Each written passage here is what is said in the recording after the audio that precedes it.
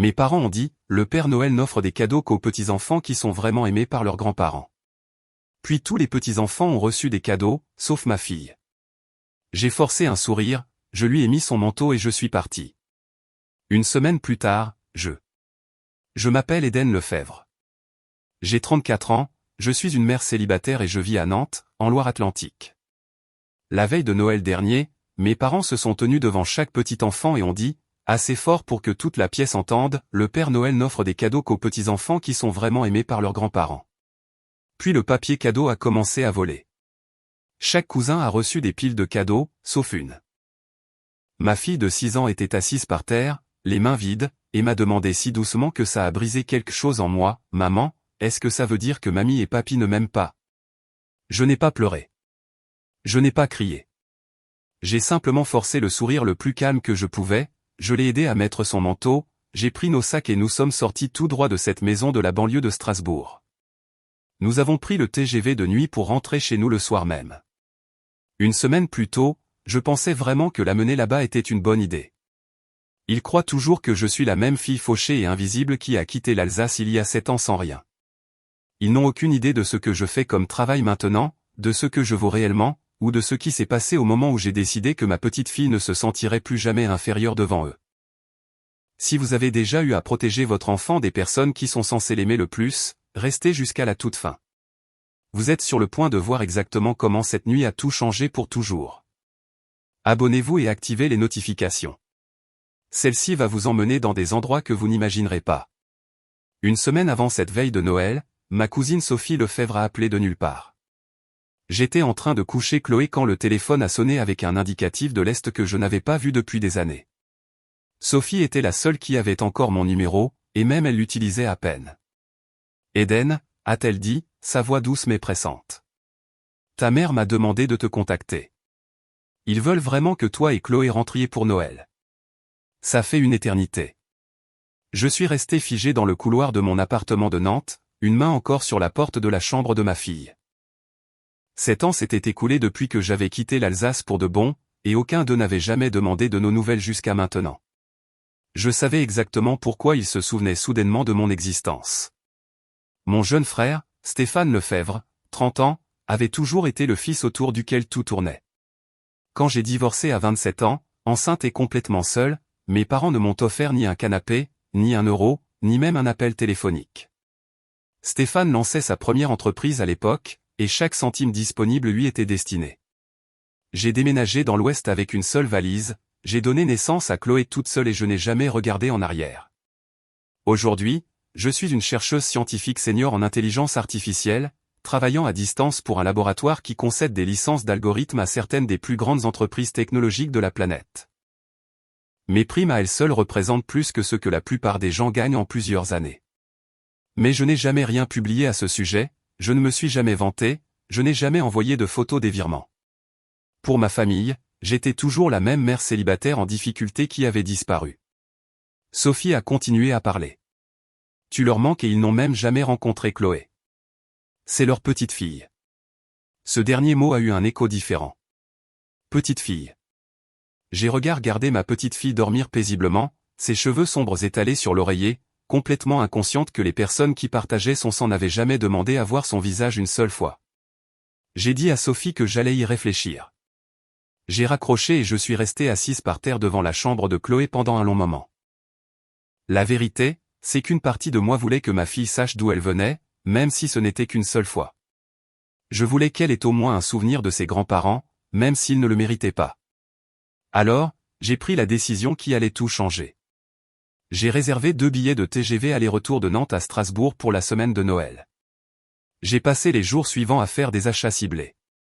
J'ai choisi des cadeaux attentionnés et coûteux, des écharpes en cachemire pour mes parents, Brigitte et Léonard Lefebvre, une montre haut de gamme pour Stéphane, de belles boucles d'oreilles pour sa femme, Amélie, et une montagne de jouets et de vêtements pour leurs 2 enfants.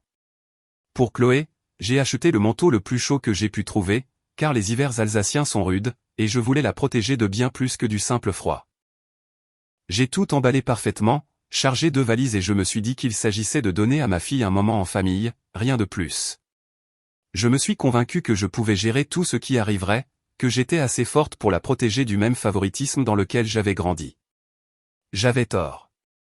Mais cette nuit-là, assise dans le train, tenant la main de Chloé alors qu'elle collait son visage à la fenêtre, regardant les lumières de la ville disparaître derrière nous, je croyais encore que je faisais ce qu'il fallait. Je n'avais aucune idée que dans moins de 10 jours, je sortirais de la maison de mes parents pour la toute dernière fois et que ma petite fille n'y mettrait plus jamais les pieds. La veille de Noël est arrivée plus vite que je ne le voulais. Nous avions à peine fini de dîner quand maman a tapé dans ses mains et a annoncé qu'il était temps d'ouvrir les cadeaux sous le sapin. Le salon de la maison de mes parents, en périphérie de Strasbourg, s'est rapidement rempli de bruit et d'excitation. Mes parents, Brigitte et Léonard Lefebvre, ont pris leurs places habituelles dans les fauteuils assortis qu'ils avaient depuis mon enfance.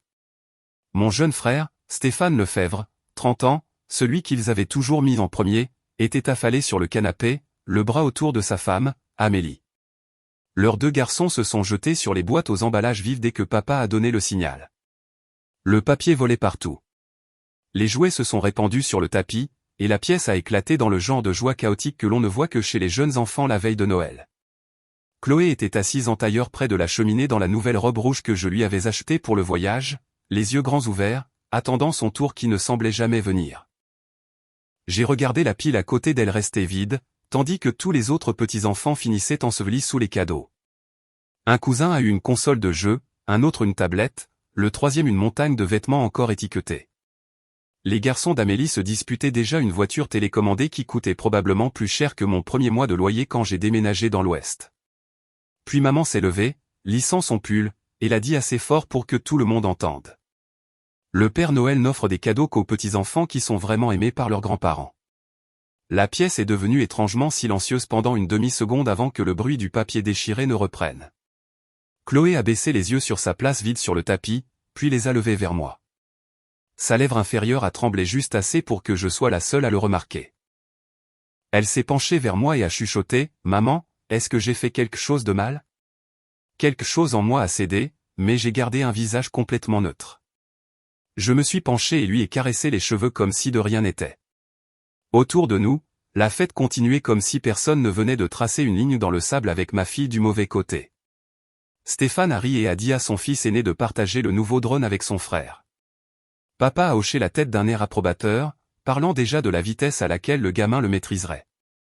Amélie prenait des photos, s'assurant de capturer chaque moment parfait pour les réseaux sociaux. Je suis restée assise, un bras autour de Chloé, la sentant devenir de plus en plus petite contre moi à chaque minute qui passait. J'avais apporté des cadeaux, de beaux cadeaux, des cadeaux chers, emballés avec le genre de soin qui prend des heures. Ils sont restés intacts près de la porte parce que personne n'avait pris la peine de donner quoi que ce soit à ma fille ou même de reconnaître les sacs que j'avais apportés. Le message était plus clair que tous les mots qu'ils auraient pu choisir.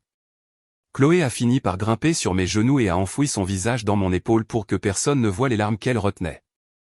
Je lui ai frotté le dos en faisant des cercles lents et j'ai regardé de l'autre côté de la pièce les personnes qui étaient censées la protéger. Les mêmes personnes qui avaient passé toute mon enfance à s'assurer que je sache exactement où je me situais. Cette nuit-là, j'ai réalisé que certains schémas ne changent jamais, peu importe le nombre d'années qui passent ou la distance que l'on parcourt pour y échapper. Et pour la première fois depuis que j'étais descendu du train, j'ai compris que venir ici n'avait jamais eu pour but de donner une famille à Chloé.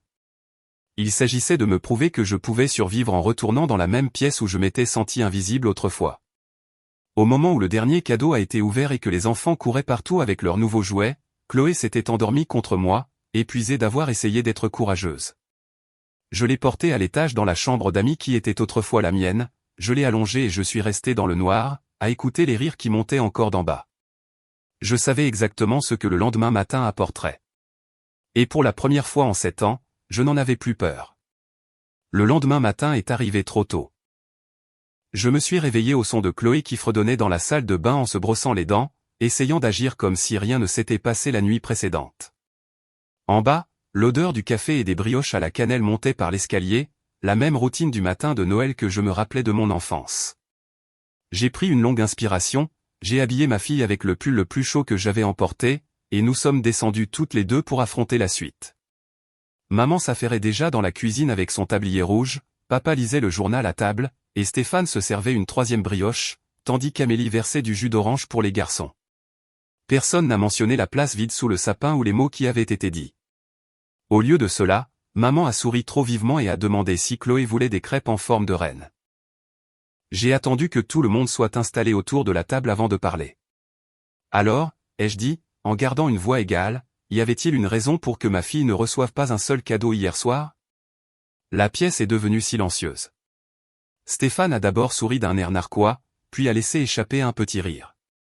Allons, Eden. Tu sers toujours des tables du côté de Nantes, n'est-ce pas? Nous ne voulions pas gaspiller quelque chose de chic pour quelqu'un qui ne peut probablement pas l'apprécier. Papa a plié son journal et a hoché la tête comme si cela avait un sens parfait. Amélie a couvert sa bouche mais n'a pas pu cacher son sourire. Maman a continué à retourner les crêpes, faisant semblant de n'avoir pas du tout entendu la question. J'ai posé lentement ma tasse de café. En fait, ai-je dit, en regardant Stéphane droit dans les yeux, je dirige une équipe d'éthique en intelligence artificielle. Notre dernier contrat de licence s'élevait à 7 chiffres après impôt. On aurait pu entendre une mouche voler. Le sourire narquois de Stéphane s'est figé. Les sourcils de papa se sont levés si vite que j'ai cru qu'ils allaient disparaître dans ses cheveux. Maman s'est retournée de la cuisinière, la spatule toujours à la main, la bouche ouverte. Amélie a été la première à se ressaisir et à laisser échapper un rire nerveux qui s'est éteint dès que personne ne s'est joint à elle. 7 chiffres. Les mots flottaient dans l'air comme de la fumée. Papa s'est raclé la gorge et s'est penché en avant. Eh bien, ça c'est impressionnant. Pourquoi n'as-tu jamais rien dit? Maman est intervenue avant que je puisse répondre. Eden, chérie, nous sommes si fiers. N'est-ce pas, Léonard? Elle a tendu la main sur la table comme si elle voulait me serrer la main, mais je n'ai pas bougé. Tu aurais dû nous le dire. Nous aurions fait plus de cas de ta venue à la maison. Stéphane a retrouvé sa voix, mais maintenant elle sonnait différemment. Prudente. Sérieusement, Eden, c'est énorme. Quel genre d'entreprise jette de l'argent comme ça? J'ai laissé le silence s'étirer juste assez longtemps. Le genre qui paie les gens qui construisent des choses qui comptent vraiment. Les yeux d'Amélie se sont tournés vers les boucles d'oreilles en diamant que je lui avais apportées, toujours non ouvertes dans leur boîte près de la porte. Maman s'est mise à parler à toute vitesse, racontant comment ils avaient toujours su que j'étais intelligente, comment ils disaient à tout le monde à la paroisse que je faisais de grandes choses dans l'Ouest, comment nous devrions organiser un grand dîner de famille avant que Chloé et moi ne partions. Papa a posé des questions sur ma maison, ma voiture, si j'avais déjà pensé à déménager plus près pour qu'ils puissent voir leur petite fille plus souvent. Stéphane s'est soudain souvenu qu'il avait besoin de conseils sur une idée d'application sur laquelle il travaillait et s'est demandé si j'aurais le temps de la regarder plus tard. Les mêmes personnes qui s'étaient moquées de l'idée que je réussisse faisaient maintenant la queue pour agir comme si elles n'avaient jamais douté de moi une seule seconde. J'ai observé le changement se produire en temps réel et n'ai ressenti qu'une clarté glaciale. Chloé était assise tranquillement à côté de moi, mangeant sa crêpe en forme de reine, levant les yeux chaque fois que quelqu'un prononçait mon nom avec ce nouveau ton empressé. Elle était assez grande pour remarquer la différence, et cela me faisait plus mal au cœur que toute autre chose. Au moment où le petit déjeuner s'est terminé, l'ambiance de la maison avait complètement changé. Maman a insisté pour prendre des photos de nous tous ensemble près du sapin, en s'assurant que Chloé soit au premier plan cette fois. Papa n'arrêtait pas de poser des questions sur les options d'achat d'actions et les plans de retraite. Stéphane rôdait, attendant le moment parfait pour me prendre à part. J'ai souri quand il le fallait, j'ai répondu à ce que j'avais envie de répondre et j'ai gardé ma main sur l'épaule de ma fille tout le temps parce que je savais déjà ce qui allait suivre et j'étais prête. Le matin de Noël avait à peine atteint midi quand Stéphane m'a attrapé le bras. Il m'a dirigé vers la cuisine avec Amélie juste derrière lui, fermant la porte pour que les enfants n'entendent pas. À la seconde où elle s'est refermée, les faux sourires ont disparu. Stéphane s'est appuyé contre le comptoir et est allé droit au but. Eden, cette idée de jeune pousse sur laquelle je travaille est une affaire sûre.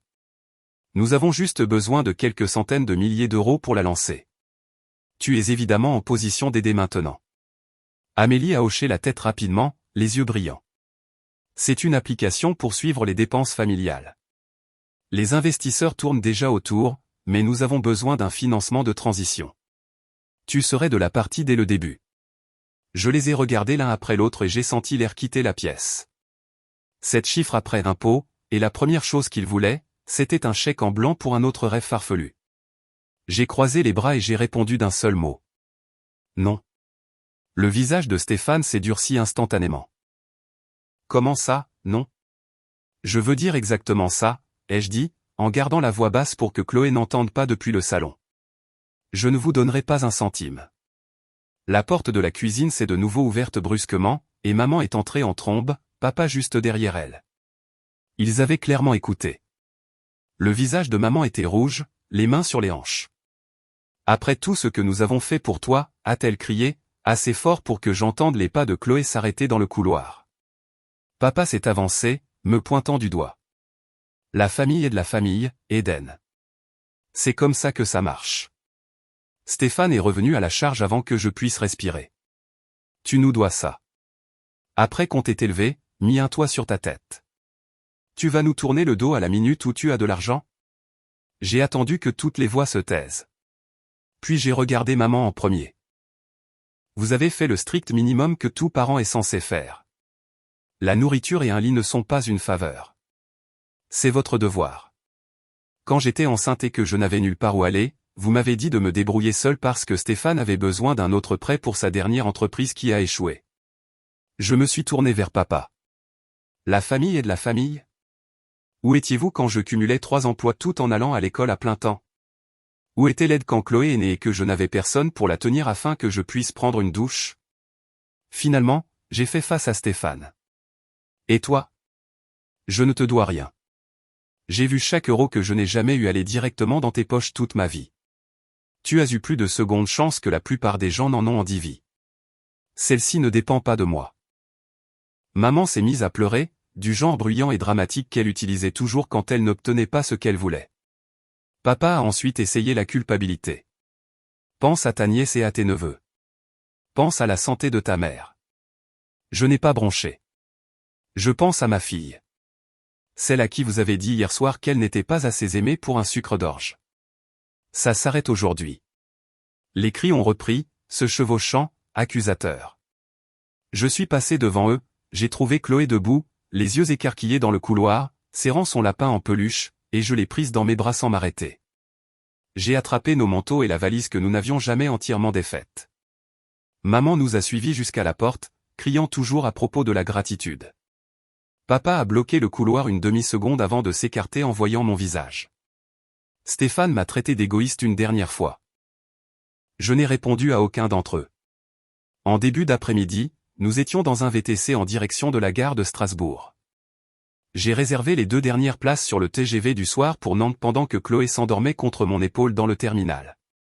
Quand le train a démarré, elle a collé son visage à la fenêtre et a fait au revoir aux lumières de la ville en dessous. Je n'ai pas regardé en arrière une seule fois. Ce fut la dernière fois que l'une de nous deux mettait les pieds en Alsace. 13 mois plus tard, la vie est arrivée.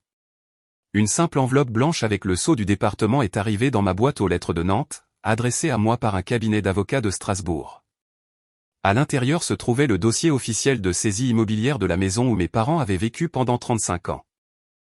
La banque avait finalement agi après qu'ils aient manqué trop de paiements sur la 2e hypothèque qu'ils avaient co-signée pour Stéphane des années plus tôt.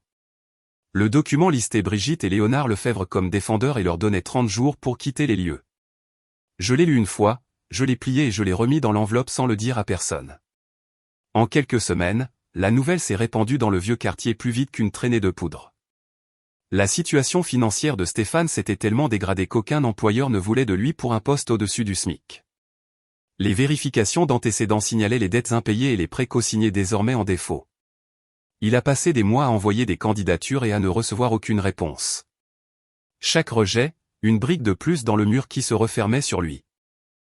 Amélie a pris des gardes supplémentaires à l'hôpital où elle travaillait déjà comme infirmière et a pris des heures le week-end dans un magasin de détail juste pour couvrir les besoins de base.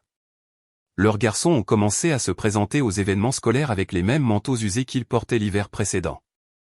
La famille qui publiait autrefois des photos de Noël parfaites chaque année est soudainement devenue silencieuse sur les réseaux sociaux. Le groupe de la paroisse auquel ils appartenaient depuis des décennies est devenu froid presque du jour au lendemain.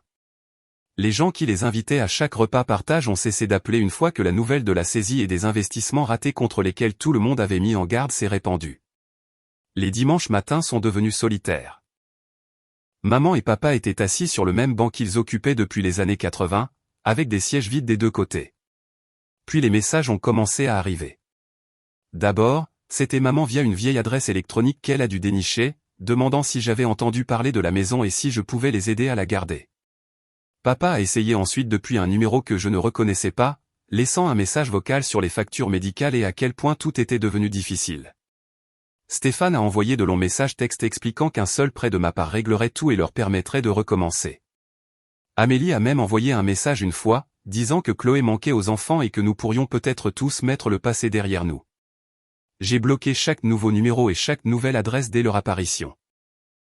Des amis du lycée m'ont transféré des captures d'écran de publications que maman avait mises sur le groupe Facebook local, demandant des prières parce que leur fille les avait abandonnés dans le besoin. Les commentaires en dessous étaient un mélange de sympathie et de regards en coin de la part de personnes qui se souvenaient comment les choses s'étaient vraiment passées des années auparavant. Je les ai tous vus parce que quelqu'un me les envoyait toujours, mais je n'ai jamais répondu. La goutte d'eau a été quand un avis d'huissier est apparu sur leur porte d'entrée. Des photos du papier orange vif ont circulé en ligne avant même l'arrivée des camions de déménagement. Ils ont loué un petit appartement à 20 minutes de l'ancien quartier et ont vendu la plupart des meubles pour couvrir les cautions.